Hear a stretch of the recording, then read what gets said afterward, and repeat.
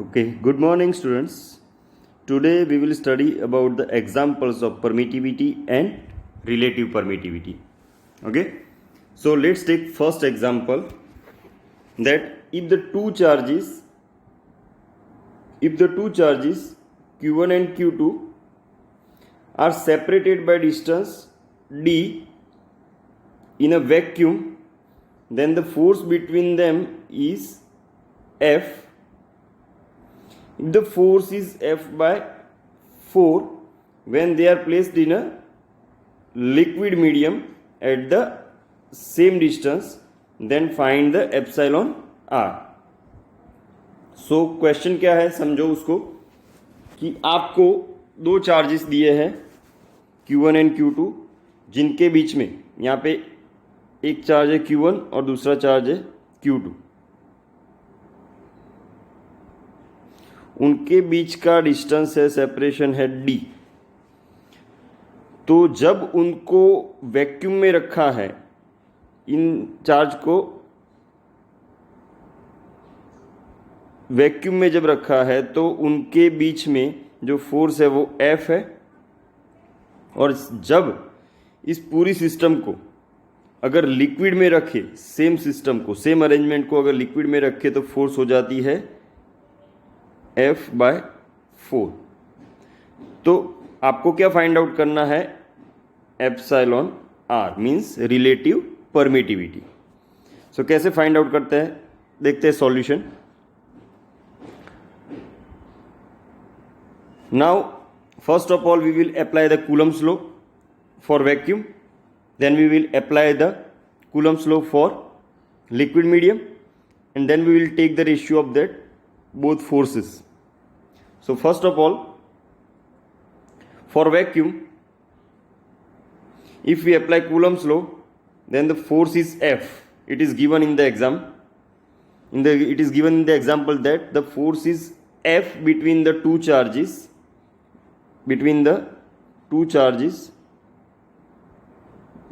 The force is F.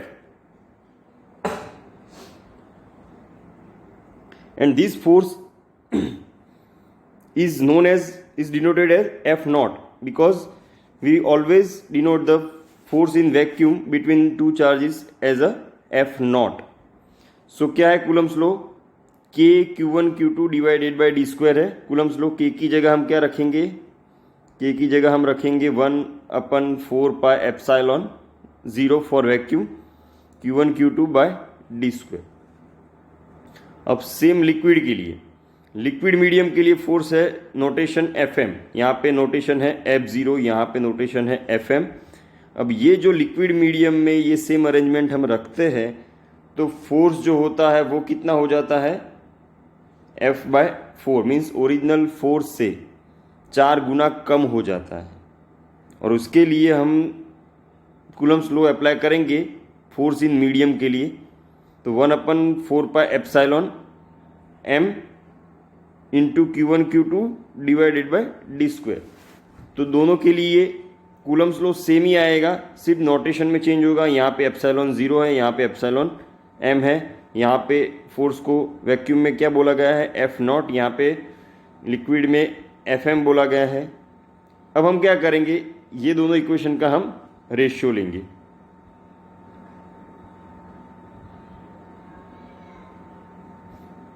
So now take the ratio of F0 by Fm. तो F0 by Fm में common क्या है, दोनों में कॉमन एक चीज़ है Q1 Q2 by D square. तो ये टर्म दोनों जगह से कट हो जाएगा, Q1 Q2 by D square. और यहाँ पे नीचे भी अगर Q1 Q2 by D square रखा जाए तो वो कट हो जाएगा. आप रेशियो से खुद कर सकते हो कि रेशियो में ये टर्म जो है Q1 Q2 by D square, ये दोनों फोर्स में सेम है, इसलिए वो हो जाएगा कट. तो अब रेशियो सिर्फ किसका होगा, 1/4 pi epsilon 0 divided by 1/4 pi epsilon m. उसमें से 1/4 पाई कट हो जाएगा, इसमें से भी 1/4 पाई कट हो जाएगा. अब ये एप्सिलॉन m ऊपर चला जाएगा, एप्सिलॉन 0 नीचे रहेगा. तो ये जो आया हमारा इक्वेशन फोर्स का रिलेशन, उसको हम क्या बोलते हैं, रिलेटिव परमिटिविटी बोलते हैं।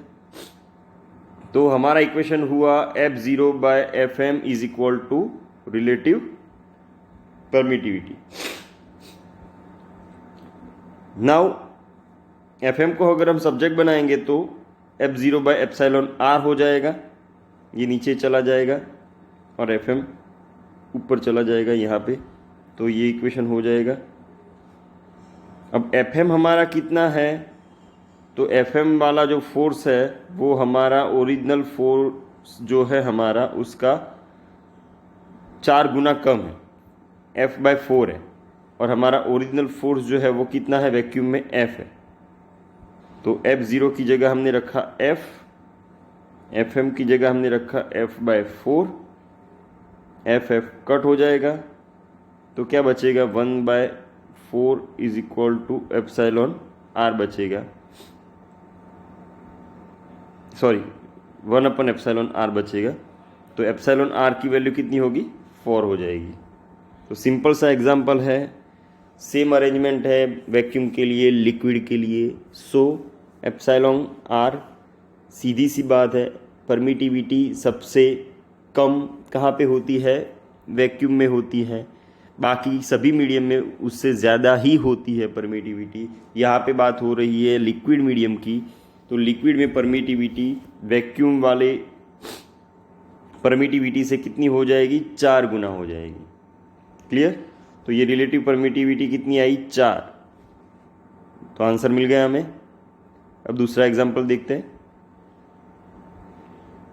ओके, दूसरा एग्जांपल सेम, उसमें फ़र्क क्या है कि सेम दोनों चार्ज है आपके पास, सेम चार्ज है, Q1 Q2, डिस्टेंस d है, वैक्यूम F है। अब चेंज कितना है,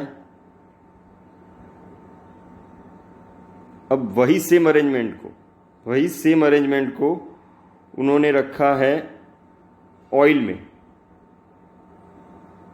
और ऑयल में अगर रखा है, लेकिन अरेंजमेंट में फ़र्क सिर्फ कितना है कि ऑयल में जो डिस्टेंस था वो दोनों चार्ज के बीच में कितना कर दिया, आधा कर दिया, d/2 कर दिया। जब वैक्यूम में रखा था तब डिस्टेंस कितना था, d था। जब ऑयल में रखा तो डिस्टेंस कितना है, d/2 है। वैक्यूम का डिस्टेंस देखो यहाँ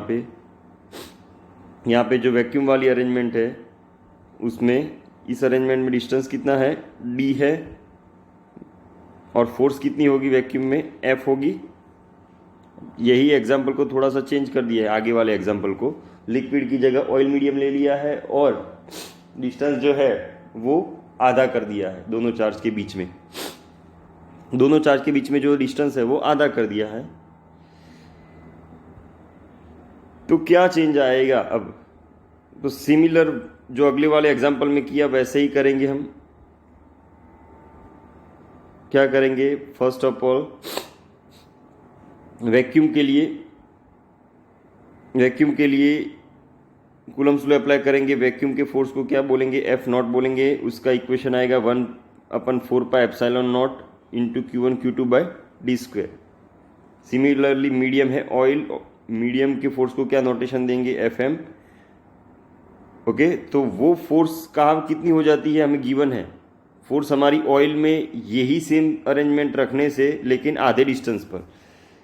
Q1 Q2 चार्ज को जो वैक्यूम में उनके बीच का डिस्टेंस था वो d था, यहाँ पे ऑयल में जब रखा है उनको तो उनके बीच का डिस्टेंस हो गया है d/2, और फोर्स F की जगह कितनी हो गई है, F/2। तो आपकी मीडियम वाली फोर्स जो है ये वो कितनी होगी, F/2। अब उसका कूलम्स लॉ जो है उसका इक्वेशन क्या हो जाएगा, 1/4πε0m और into Q1 Q2 divided by d/2 का होल स्क्वायर।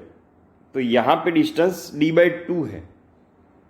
फर्स्ट एग्जांपल में क्या था, दोनों में सेम अरेंजमेंट थी, इसलिए डिस्टेंस d² दोनों में था। यहाँ पे d/2 होगा यहाँ पे, क्योंकि ऑयल में जब दोनों चार्ज को रखा गया है तो उनके बीच का डिस्टेंस आधा कर दिया है, d/2 कर दिया है। अब हम क्या करेंगे, रेशियो लेंगे, take the ratio of 1 and 2, इसका और इसका रेशियो लेंगे। तो रेशियो से क्या होगा, तो ये वाला टर्म जो है सेकंड इक्वेशन में जो टर्म है ये वाला टर्म वो कितना हो जाएगा, d²/4 हो जाएगा। और इनका जब रेशियो लेंगे तो 1/4 1/4 कट हो जाएगा, एप्सिलॉन 0 बचेगा, नीचे एप्सिलॉन m बचेगा। यहाँ पे Q1 Q2 cut, d² cut. तो यहाँ पे नीचे जो टर्म बचा वो है 1,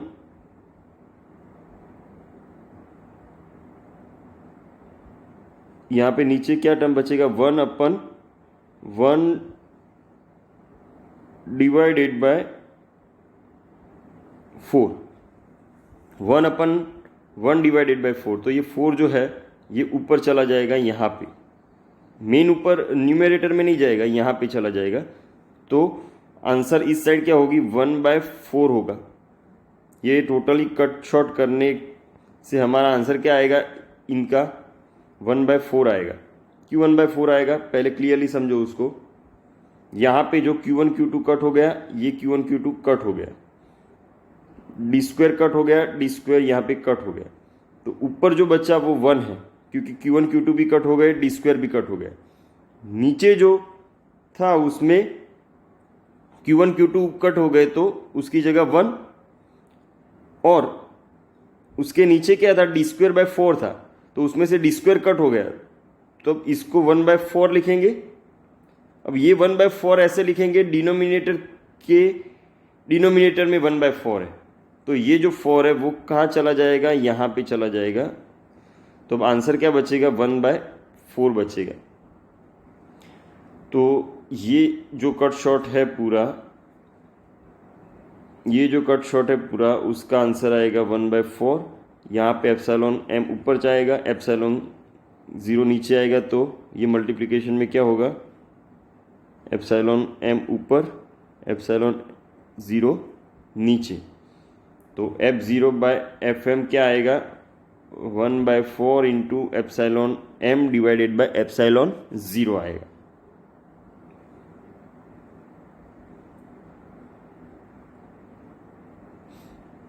तो आ गया आपके पास आंसर, यहाँ पे ये वाला टर्म आ गया। अब epsilon m divided by epsilon 0 को हम क्या बोलते हैं, रिलेटिव परमिटिविटी बोलते हैं। हमारा F0 जो वैक्यूम का फोर्स था वो कितना था, ओरिजिनली F, और मीडियम का जो फोर्स था ऑयल में वो कितना था, F/2। F कट हो गया, ये 2 ऊपर चला गया, तो यहाँ पे 2, यहाँ पे एप्सिलॉन r इंटू 1/4। तो एप्सिलॉन r को सब्जेक्ट बनाएंगे तो हमारे पास आएगा, एप्सिलॉन r की वैल्यू कितनी आएगी, 8 आएगी। यहाँ पे समझो चीज़ को, ये F0 जो है आपका वो कितना है, F है, और Fm जो है वो कितना है, F/2 है। तो F divided by F/2, F cut हो गया, ये गया ऊपर, तो 2 ऊपर आ जाएगा यहाँ पे। तो आपको एप्सिलॉन r की वैल्यू कितनी मिल जाएगी, 8 मिल जाएगी।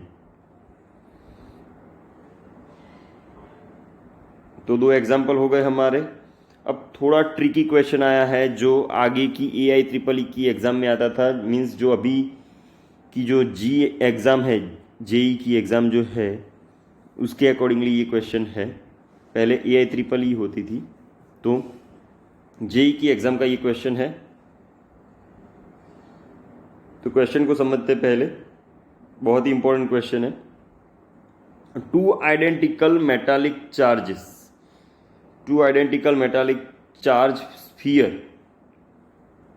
स्फीयर जो है 2 metallic, they are hung by string से वो हैंग किए गए हैं, and the string make 60 degree with each other. 2 string है, दोनों स्ट्रिंग के नीचे मेटालिक स्फीयर टंगे हुए हैं, वो दोनों स्ट्रिंग के बीच में एंगल है 60 डिग्री का, ओके, और उनको कहाँ पे रखा गया है, वैक्यूम में।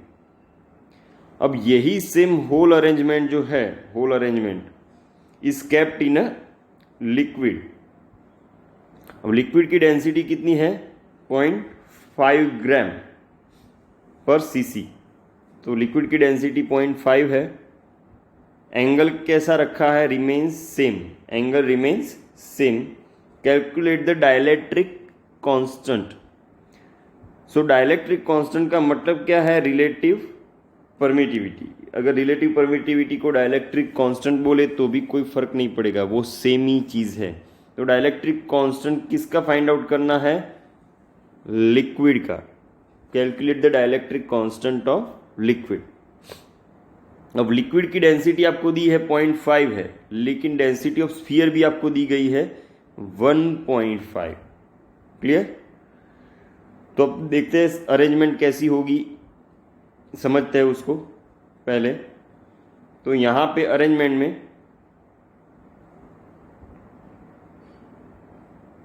ये वैक्यूम की अरेंजमेंट है जिसमें ये स्फीयर है, स्फीयर पर चार्ज कितना है? Plus Q charge. यहाँ पे भी प्लस क्यू चार्ज, यहाँ पे भी प्लस क्यू, यहाँ पे भी प्लस क्यू। तो ये सेम अरेंजमेंट के बीच में एंगल है 60 का। तो यहाँ से बीच में से अगर लाइन ड्रॉ करते हैं तो ये होगा 30 का, ये होगा 30 का। अब ये जो स्फीयर है उसके ऊपर टेंशन फोर्स क्रिएट होगी। टेंशन फोर्स क्रिएट होगी किस डायरेक्शन में? इस डायरेक्शन में। अब ये टेंशन फोर्स के दो कंपोनेंट हो गए। देखो पहले तो ये थीटा आधा जो है वो कितना है? 30। ये 30 है, तो ये वाला जो एंगल है वो भी कितना आएगा? थीटा ही आएगा। आप देख सकते हो जेड शेप में है, तो वर्टिकली ऑपोजिट एंगल। फिर एक बार देखते हैं कि ये जो है वो जेड शेप में है, आपको दिख रहा है ये वाला ऐसे करके ऐसे। तो ये अगर 30 का है तो ये भी कितना हुआ? 30 का होगा। इस एंगल को हमने क्या नाम दिया है? थीटा। तो ये भी थीटा होगा क्योंकि ये वर्टिकली ऑपोजिट एंगल है, ये वाला और ये वाला। तो ये जो ऊपर वाला जो होगा सीधा फोर्स, सीधा जो फोर्स होगा वो टी कॉस थीटा होगा, ये टी साइन थीटा। अब ये दोनों देखो, ये चार्ज क्यू है यहाँ पे भी चार्ज क्यू है, यहाँ पे भी चार्ज क्यू है। तो ये दोनों एक दूसरे को रिपल करेंगे। तो रिपल करेंगे तो इस डायरेक्शन में जो फोर्स होगा वो रिपल्सिव फोर्स F0 होगा। ये एक्स्ट्रा फोर्स है। ये एक्स्ट्रा फोर्स किसकी वजह से आई? तो ये वाला जो स्फीयर है वो इस स्फीयर पर रिपल्सिव फोर्स अप्लाई करेगा क्योंकि दोनों चार्ज कैसे है? सेम है। ओके।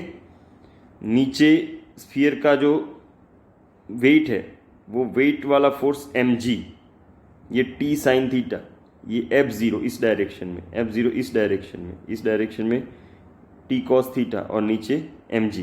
तो चार फोर्स हुई स्फीयर पर। एक जो है वो ऊपर की तरफ, दूसरी इस तरफ, तीसरी इस तरफ और चौथी इस तरफ। ऊपर जो है वो कौन सी है? T cos theta. इस साइड जो है ये वाली, तो ये फोर्स है रिपल्सिव फोर्स F0। नीचे जो वेट की फोर्स होगी वो है mg, और इस साइड जो होगी नेगेटिव एक्स एक्सिस में वो होगी टी साइन थीटा। तो चार फोर्स है, F0 और टी साइन थीटा एक दूसरे को बैलेंस करेंगे, टी कॉस थीटा और mg दूसरे को बैलेंस करेंगे क्योंकि स्फीयर कैसा है? स्टेडी है। अब यही सेम अरेंजमेंट यहाँ पे लिक्विड में की गई है, तो लिक्विड में भी वही सेम अरेंजमेंट है 60 का। अब देखते हैं कैलकुलेट कैसे करते हैं एग्जाम्पल को।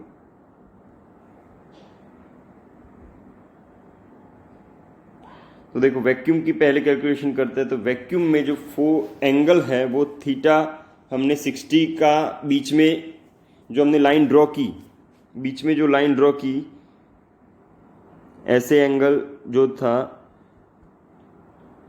ये था 60 का, बीच में जो लाइन ड्रॉ की है तो ये एंगल हुआ 30 का। तो ये भी एंगल जो होगा वो कितना होगा? 30 का। तो इसको हमने थीटा नाम दे दिया। थीटा जो है वो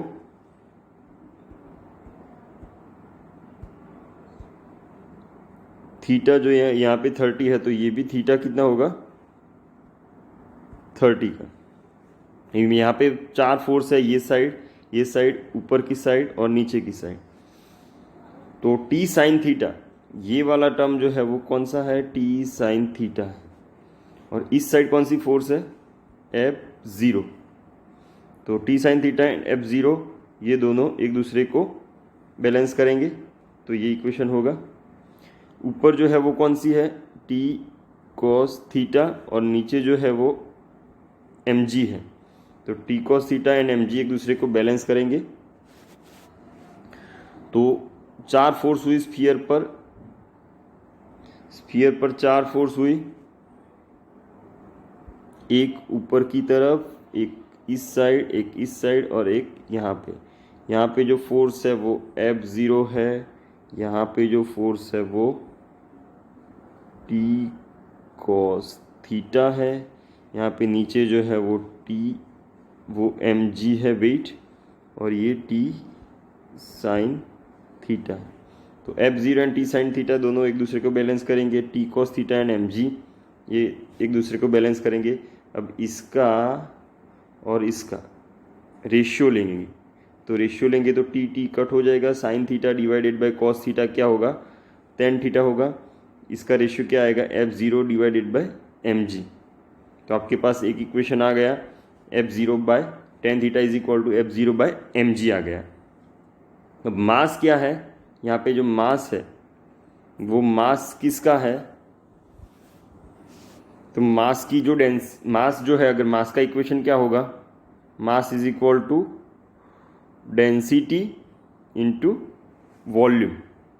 अब कितना मास होगा यहाँ पे, तो दिमाग लगाओ, यहाँ पे जो मास होगा वो कितना होगा। हमने वो स्फीयर कहाँ पे इमर्स किए हैं, हमने ये स्फीयर जो है वो लिक्विड में इमर्स किए हैं।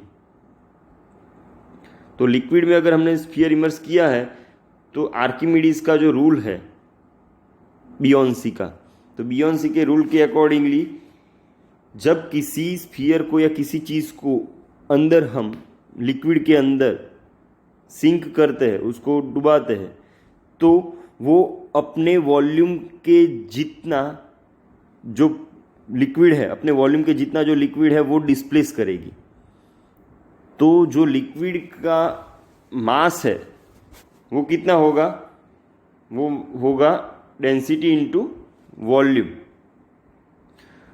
और यहाँ पे एक फोर्स रह गई, मीन्स यहाँ पे तो बात हो रही है वैक्यूम की, इसलिए यहाँ पे तो वो नहीं आएगा, यहाँ पे सिर्फ मास है। यहाँ पे बात किसकी हो रही है, वैक्यूम की। क्लियरली अभी वैक्यूम की बात हो रही है, तो वैक्यूम में जो मास है वो मास किसका है, स्फीयर का। तो उसके लिए मास के लिए इक्वेशन क्या है, डेंसिटी इनटू वॉल्यूम। डेंसिटी को हमने सिग्मा नाम दे दिया, तो यहाँ पे मास की जगह हमने रिप्लेस कर दिया डेंसिटी इनटू वॉल्यूम। तो इक्वेशन क्या हो गई, tan theta is equal to F0 divided by sigma Vg। यहाँ पे रीजन भी दिया है कि m is equal to sigma V। Now अब जो केस है वो सबसे इंपॉर्टेंट है। अब यहाँ पे समझो चीज को कि मान लो कि यहाँ पे लिक्विड की बात हो रही है, तो लिक्विड में एक और फोर्स आएगा, क्योंकि जब भी किसी चीज को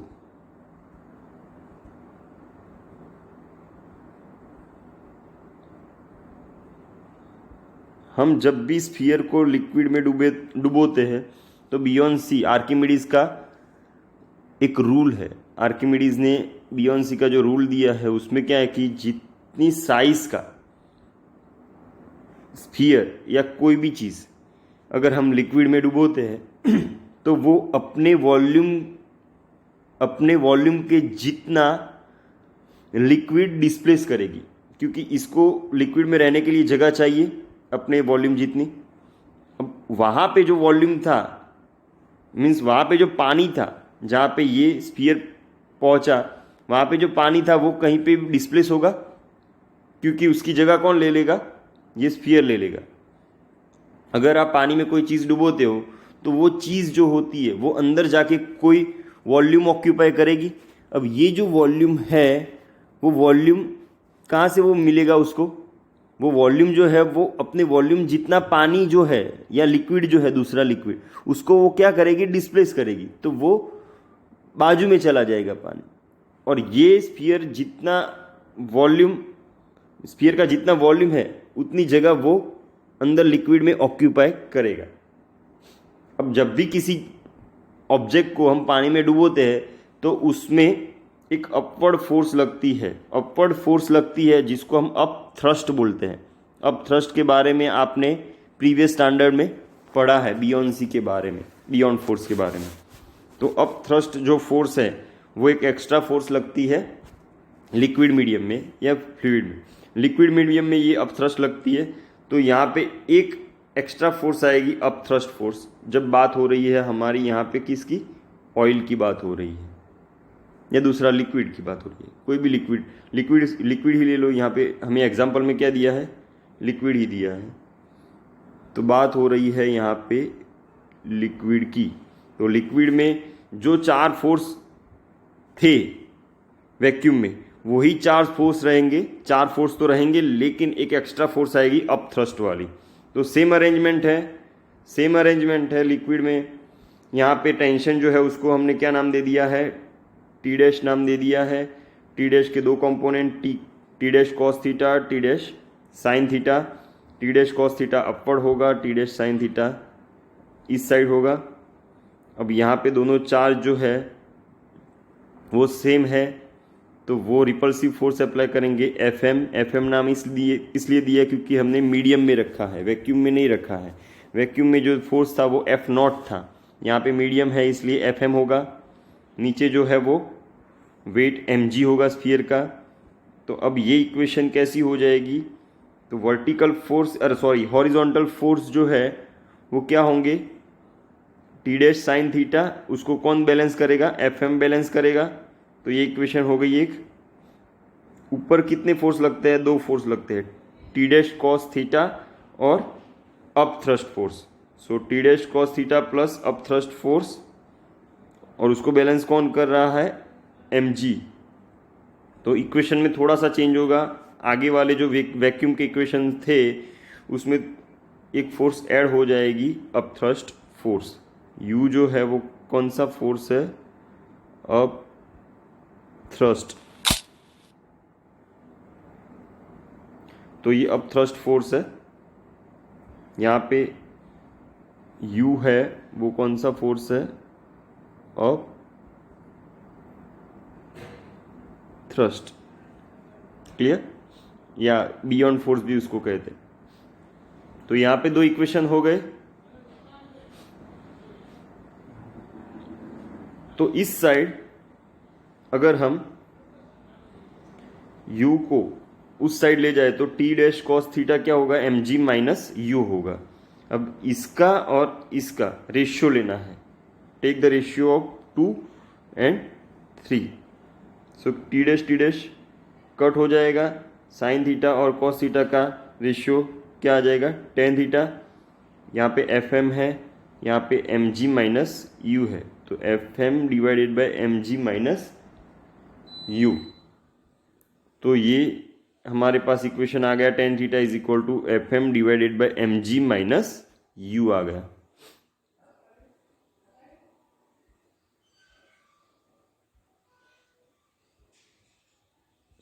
अब u कितना है हमारे पास, what is the value of u।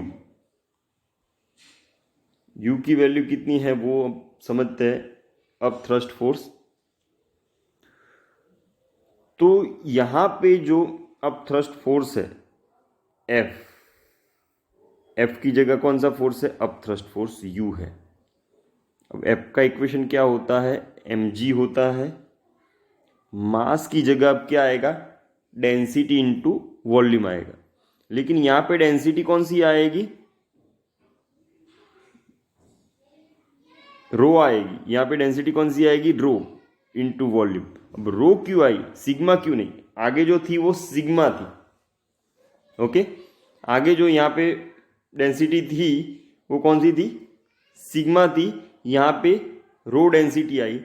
अब आपने 11th स्टैंडर्ड में पढ़ा है कि अगर पानी में स्फीयर वाला जो आता था इक्वेशन, वो टर्मिनल वेलोसिटी वाला, तो उसमें कौन सा इक्वेशन था, उसमें जो डेंसिटी थी वो कौन सी थी, रो थी।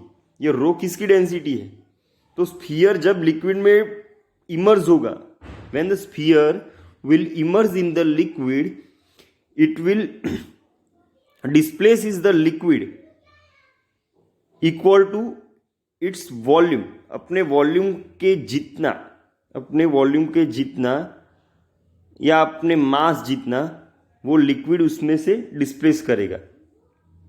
जब स्फीयर को अगर पानी में डुबोते हो आप, तो स्फीयर का जितना भी वॉल्यूम है उतने साइज में वो जितना भी वॉल्यूम ऑक्यूपाई करता है लिक्विड के अंदर, तो वहाँ से वो पानी डिस्प्लेस हो जाएगा। तो वो जो पानी डिस्प्लेस हो जाएगा तो उसकी जो डेंसिटी है वो कौन सी है, पानी की रो है। तो रो डेंसिटी यहाँ पे होगी, और वो जो पानी डिस्प्लेस हुआ वो स्फीयर पर अपथ्रस्ट फोर्स लगाएगा। तो अपथ्रस्ट फोर्स जब आएगी तो उसमें जो मास का इक्वेशन है, पहले तो आप देखो F जो है यहाँ पे फोर्स, अपथ्रस्ट फोर्स कौन सी है, अपथ्रस्ट फोर्स है, तो उसका F is equal to mg। mg में अब ये मास किसको कंसीडर करेंगे, क्या हम स्फीयर का मास कंसीडर करेंगे, या स्फीयर ने लिक्विड में इमर्स होने के बाद जितना लिक्विड डिस्प्लेस किया वो मास कंसीडर करेंगे। तो एक्चुअल में ये अपथ्रस्ट फोर्स जो है वो किसकी वजह से लगती है, तो स्फीयर जब लिक्विड में इमर्स होता है तो उसके वॉल्यूम के जितना लिक्विड डिस्प्लेस होता है, वो डिस्प्लेस लिक्विड जो है वो स्फीयर पर अपथ्रस्ट फोर्स लगाएगा। तो फिर हम जब यहाँ पे मास की बात कर रहे हैं तो मास में यहाँ पे डेंसिटी इंटू वॉल्यूम आएगा, लेकिन डेंसिटी किसकी आएगी, पानी की डेंसिटी, क्योंकि ये जो अपथ्रस्ट फोर्स लग रही है वो किसकी वजह से लग रही है, पानी की वजह से, लिक्विड की वजह से। तो यहाँ पे सिग्मा इंटू वी नहीं आएगा, सिग्मा इंटू वी किसके लिए है, स्फीयर के मास के लिए। स्फीयर का जो मास है तो स्फीयर की डेंसिटी सिग्मा है, लेकिन लिक्विड की डेंसिटी रो है, और लिक्विड की वजह से यहाँ पे अपथ्रस्ट फोर्स लग रही है, इसलिए लिक्विड की वजह से अपथ्रस्ट फोर्स लगने की वजह से U is equal to mg। U जो है वो हमारा F ही है, ये अपथ्रस्ट फोर्स है वन टाइप का। तो F is equal to mg में हमें क्या करना है, ये जो मास है यहाँ पे हम स्फीयर का मास कंसीडर करेंगे, नहीं स्फीयर का मास कंसीडर नहीं करेंगे। यहाँ पे स्फीयर अंदर लिक्विड में इमर्ज हुआ है तो उसने अपनी साइज जितना लिक्विड डिस्प्लेस किया है, और वही लिक्विड स्फीयर पर अपथ्रस्ट फोर्स अप्लाई कर रहा है। तो अब ये लिक्विड अपथ्रस्ट फोर्स अप्लाई कर रहा है, तो वो लिक्विड का जितना मास है वो है m यहाँ पे, और वो m जो है उसका इक्वेशन क्या होगा, मास का इक्वेशन डेंसिटी इंटू वॉल्यूम, लेकिन यहाँ पे डेंसिटी किसकी आएगी, लिक्विड की डेंसिटी रो आएगी और वॉल्यूम v आएगी। इसलिए इक्वेशन हो गया u is equal to v rho g।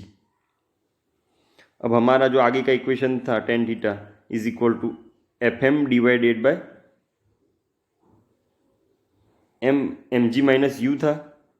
Okay, कौन सा इक्वेशन था, आगे हमने देखा यहाँ पे कौन सा इक्वेशन है, ये आपको दिख रहा है equation, tan theta is equal to fm divided by mg minus u। तो mg की जगह हम क्या रखेंगे, तो देखो हमारा इक्वेशन पहले यहाँ पे लिख लेते हैं हम इस side,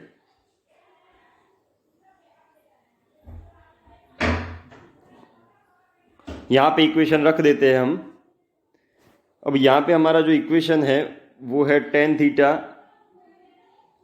theta is equal to fm divided by mg minus u रखेंगे यहाँ पे। Okay,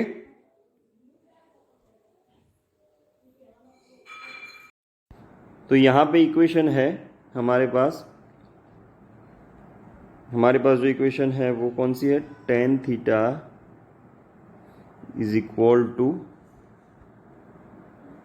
FM divided by mg minus you.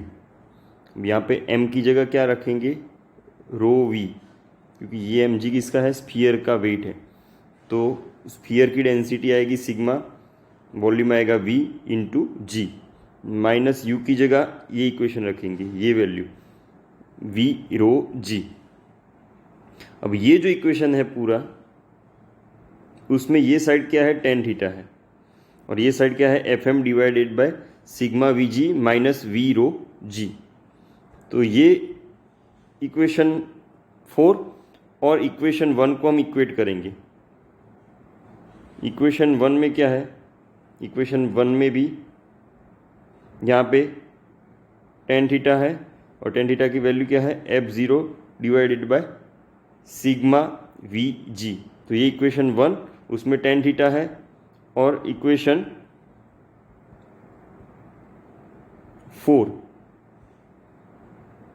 4 जो है उसमें भी tan थीटा है। तो tan थीटा इसमें भी है, तो ये जो साइड है, इस साइड को इक्वेशन 1 की RHS के साथ कंपेयर करेंगे। तो इक्वेशन 1 की RHS क्या थी, उसमें भी tan theta is equal to क्या था, F0 divided by sigma Vg, और यहाँ पे क्या है, FM divided by sigma Vg minus v rho g। Clear. तो अब हम क्या कट करेंगे यहाँ पे, तो यहाँ पे Vg v और g कट हो जाएगा। तो यहाँ पे बचेगा F0 डिवाइडेड बाय सिग्मा, यहाँ पे बचेगा FM, नीचे बचेगा सिग्मा माइनस रो। अब वैल्यू रखेंगे सबकी, रो की और सिग्मा की। सिग्मा जो है वो स्फीयर की डेंसिटी है, वो कितनी है, 1.5, और रो जो है वो कितनी है, 0.5। तो ये 1.5, यहाँ पे इन दोनों का सब्ट्रैक्शन हो जाएगा 1, ओके, और ये 1.5 इस साइड चला जाएगा, तो यहाँ पे आ गया 1.5 और FM। तो अब हमारे पास इक्वेशन जो है वो क्या है, F0 is equal to 1.5 FM है। तो FM को अगर हम सब्जेक्ट बनाएंगे तो क्या होगा, F0 डिवाइडेड बाय 1.5। अब ये इक्वेशन हमारे पास आया, उसको हम कंपेयर करेंगे हमारे इक्वेशन जो हमने प्रीवियस लेक्चर में पढ़ा था, FM is equal to F0 by epsilon R। तो इसके साथ अगर हम कंपेयर करेंगे तो यहाँ पे एप्सिलॉन R की वैल्यू कितनी आएगी, 1.5 आएगी। तो ये हम कंपेयर करके देखते हैं यहाँ पे।